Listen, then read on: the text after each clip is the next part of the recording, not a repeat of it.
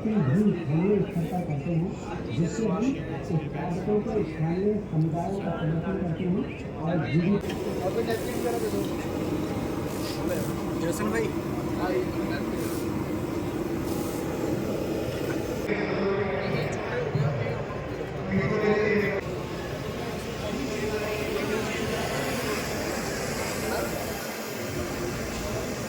Progressive ना होना, तो ये उल जुलूल बेतुकी और पॉलिटिकल बात बना के बोलते हैं। उनको आगे देखना चाहिए कि भाई किसान कितना प्रोग्रेसिव किसान है। आज वो आधुनिकता को अपना के जितनी तेजी के साथ आगे बढ़ रहा है, अपनी ब्रीड की अपनी नस्ल में जो सुधार कर रहा है, और खाली सुधार नहीं कर रहा है, बेस्ट से बेस्ट फीड मेडिसिन और अच्छा उनको चारा खिला के एक व्यक्ति एक बढ़िया 3-4 लोगों को और रोजगार देने में सक्षम हुआ है। बेसिकली बात तो ये है कि भाई किसान रोजगार उसको मिले, 3 लोगों को, 4 लोगों को, 5 लोगों को और रोजगार दे सके और अपनी इनकम में उसको अर्न कर सके। तो इस पशु मेले में आने के बाद पता लगता है कि देखिए शौक कितना है पशु पालने का फार्मर को। मैंने किसान से पूछा कि इसका क्या दाम हो गए, बेचने के लिए नहीं है, ये नाम के लिए है। मैंने इसकी सेवा की है, ये अच्छा दूध देगी, गौएं, गौओं के लिए किसान इतना डे बाय डे संस्था बना के इतना हाईटेक हो गया है कि वो अच्छी नस्ल की गायें लेके आते हैं और 30 से 40 किलो दूध पर डे,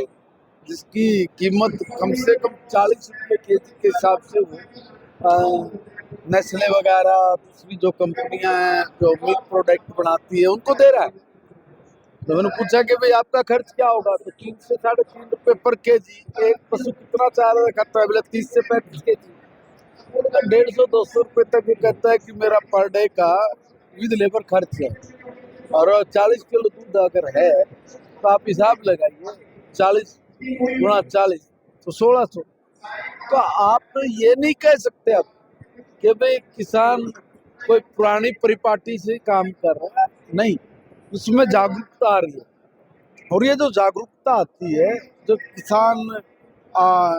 पशुपालन को केंद्र बिंदु रख के जो अपना स्वरोजगार की तरफ जा रहा है,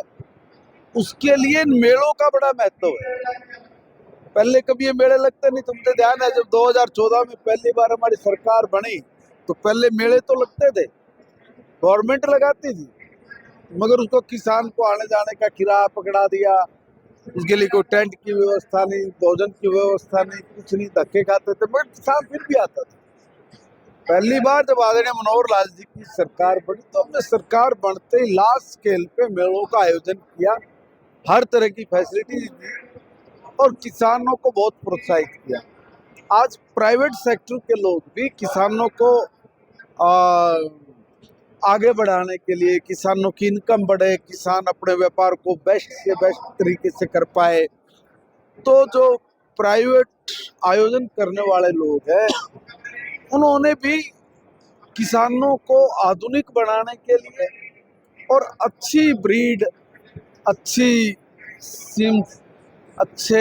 चारा, अच्छी मेडिसिन, अच्छा पशु के लीवर रखने वाला समन्स, डॉक्टर, सब तरह के इंतजामात के साथ जो मेलों का आयोजन हो रहा है, इससे हमारे किसानों के बढ़ोतरी हो रही है। वो काम पकड़ रहे हैं, वो यहाँ आता है, देखता है, सीखता है और उसके बाद जो आयोजन समिति के लोग हैं उनकी मदद लेता है। तो मुझे आगे क्या करना चाहिए, कैसे करें, अच्छी ब्रांड है यहाँ फीड्स की, मेडिसिन की, अच्छी दूध कंपनी के लोग भी हैं, अच्छे प्रोडक्ट बनाने वाले लोग भी हैं, तो यहीं पे एक छत के नीचे पूरी मार्केट किसान को मिलना, ये बड़े सौभाग्य की सुखद बात है। तो मैं मेरा आयोजन समिति के लोगों का भी धन्यवाद करूंगा और अपने आए किसानों का भी धन्यवाद करूंगा कि आप यहाँ से जो दूर दूर से किसान आए हैं, आपस में अपने विचारों का आदान प्रदान करते हैं, कहाँ पर क्या कमी है, कहाँ उन कमियों को दूर किया जा सकता है, किस तरह का रोग कब कहाँ आता है, उसके निराकरण के लिए कौन सी मेडिसिन है, किस सीजन में कैसे कब कितना फीड खाना चाहिए, दूध जो निकलता है उस दूध को बेचने के लिए उसकी मार्केटिंग, ये सब चीज़ों की व्यवस्था के लिए और किसान की समझ बढ़ाने के लिए बहुत जरूरी था।